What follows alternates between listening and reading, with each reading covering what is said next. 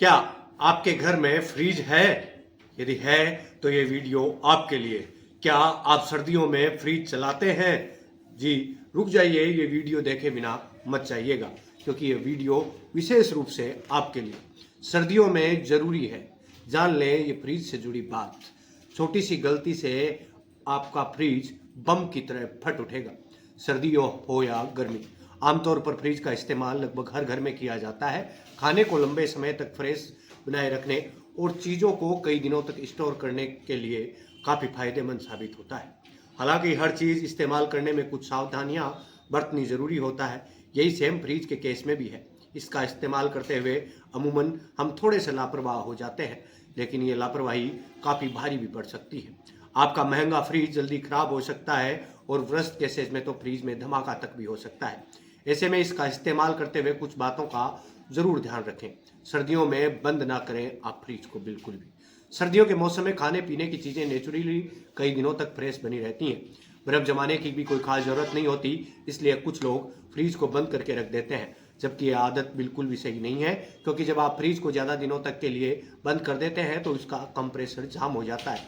ऐसे में जब आप इसे लंबे समय के बाद दोबारा ऑन करते हैं तो ये ओवर हीट होने लगता है और ख़राब हो जाता है। इसलिए सर्दियों के दौरान भी अपने फ्रिज को ऑन ही रखें।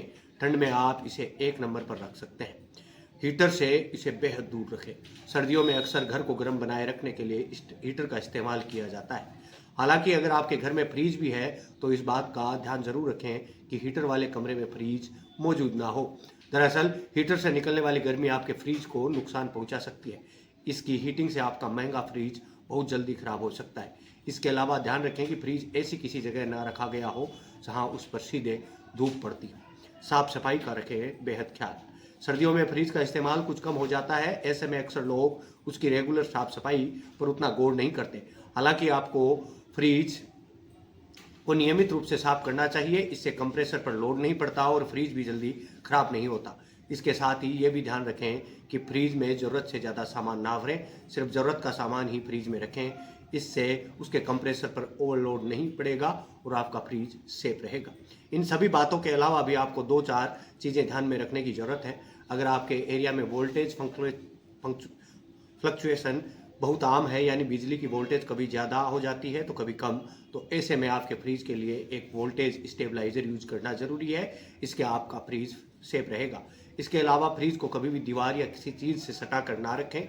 दोनों के बीच थोड़ी सी दूरी जरूर बनाएं, जिससे फ्रिज से निकलने वाली हवा आसानी से पास हो सकेगी और इसका कंप्रेसर ओवरलोड नहीं होगा। चलिए आज की इस जानकारी को यहीं विराम देते हैं। हम फिर मिलते हैं किसी अन्य वीडियो में। तब तक के लिए आप बने रहिए देवम्बाट के साथ और मैं आपके लिए ढूंढ कर लाता हूँ एक ऐसी ही और जानकारी।